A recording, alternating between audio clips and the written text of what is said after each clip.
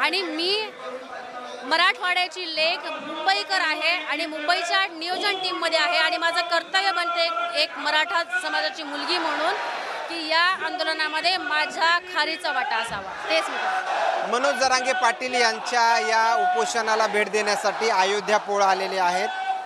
ताई, मनोज जरांगे पाटील यांची भेट घेतली आहे, काय प्रतिक्रिया?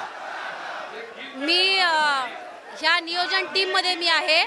अजून माझी त्यांची भेट झालेली नाही कारण मागच्या 8 दिवसापासून आम्ही त्यांच्या कॉन्टॅक्टमध्ये आहे। भेट घेण्याची आवश्यकता नाही आहे आणि मी मराठवाड्याची लेक मुंबईकर आहे आणि मुंबईच्या नियोजन टीममध्ये आहे आणि माझं कर्तव्य बनते एक मराठा समाजाची मुलगी म्हणून की या आंदोलनामध्ये माझा खारीचा वाटा असावा। तेच मी आज गुलाल लावून जायचं असं जरांगे पाटील म्हणतायत, मात्र एकच दिवसाची उपोषणाची अनुमती जी आहे ती भेटली गेली।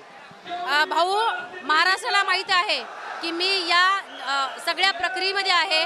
ज्यावेळेस आम्ही परमिशनसाठी गेलो होतो, आम्हाला सांगितलेलं आहे की तुमची तारीख आणि वेळ सांगितलेली आहे, परंतु त्याचसोबतच आम्ही अर्ज दिलेला आहे आपल्या वकिलाकडून आणि आपल्या आयोजकांकडून की एक्सटेन्शनचा अर्ज आहे आणि हे आंदोलन एक्सटेन्शन होईल याची आम्हाला शासनाकडून म्हणजे आमचा अजूनही शासनावरती विश्वास आहे। ते देखील 2 दिवसापूर्वीचं स्टेटमेंट आहे, जरांगे पाटलांना मुंबईमध्ये आंदोलन करू वगैरे देऊ नका असं देखील वारंवार बोलतायत। ते कसं आहे ना, हे कोणाचं पाळीव आहेत काही लोक, मी त्यांच्यावरती सहसा बोलत नाही, परंतु त्यांनी जे स्वतःला कायदे पंडित म्हणतात, स्वतः कायदे पंडित असून त्यांना हे माहिती असायला पाहिजे की भारतीय संविधानानं प्रत्येक व्यक्तीला आंदोलन करण्याचा आणि आरक्षण मागण्याचा अधिकार दिलेला आहे आणि आम्ही त्याच कायद्याला धरून आम्ही आंदोलनाची आणि आरक्षणाची मागणी केलेली होती। आमची आंदोलनाची मागणी पूर्ण झालेली आहे आणि अर्थात आमची आरक्षणाची सुद्धा मागणी पूर्ण होईल असा विश्वास आहे।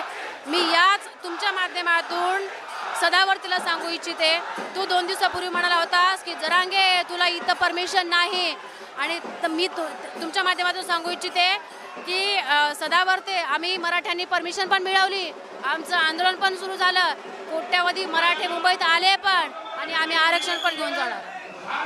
पाहिलं गेलं तर मुख्यमंत्री असं देखील म्हणतायत की आमच्याच महायुतीच्या कार्यकाळामध्ये आरक्षण मिळालं, मात्र जे महाविकास आघाडीचे सरकार आहे या मराठा आरक्षणाकडे डोकावून देखील पाहिलं नाही। कसं आहे ना, आपल्या मराठवाड्यात एक म्हण आहे, मला कोण नवाजे आणि घरचाच बुवाजे, तसं देवेंद्र फडणवीसना सगळं मी मी मी मी म्हणायची सवय आहे आणि जर तुम्ही आरक्षण दिलं होतं मग तुम्ही असं फसवा आरक्षण का करता? आणि जेव्हा तुम्ही विरोधी पक्षात होता तेव्हा म्हटलं सरकारच्या हातात आहे, आज तुम्ही म्हणजे बघा कर्म फिरून आपल्याकडे येतं।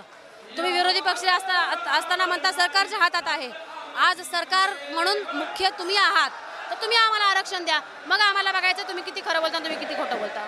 इकडे जरांगे पाटील उपोषणाला बसलेत, शेवटचा प्रश्न आहे, आणि दुसरीकडे शरदचंद्रजी पवार पक्षाची मंडल यात्रा आहे, ओबीसीच्या आरक्षणाला धक्का नाही लागला पाहिजे। प्रत्येकाला आपले अधिकार अबाधित ठेवण्याचा अधिकार आहे, ते त्यांचं काम करतायत, आम्ही आमचं काम करतोय।